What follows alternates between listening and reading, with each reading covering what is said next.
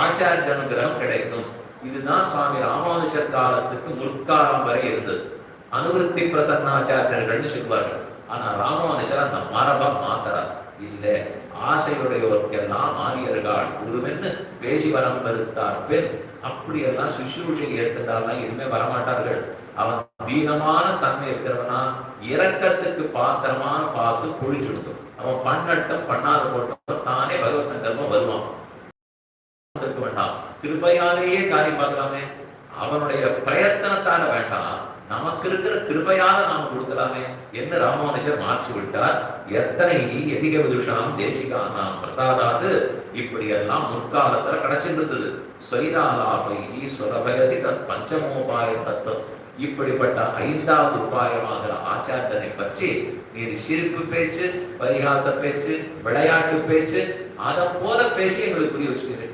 இன்னைக்கு உபதேச ரத்னமாலை விட ஒரு எளிய பிரபந்தம் கிடைக்குமா? ரொம்ப சுலபமான பேச்சு பிரார்த்தனை எப்படி பேசுவோமோ அதை போல தமிழ், ரொம்ப எளிமையான தமிழ்.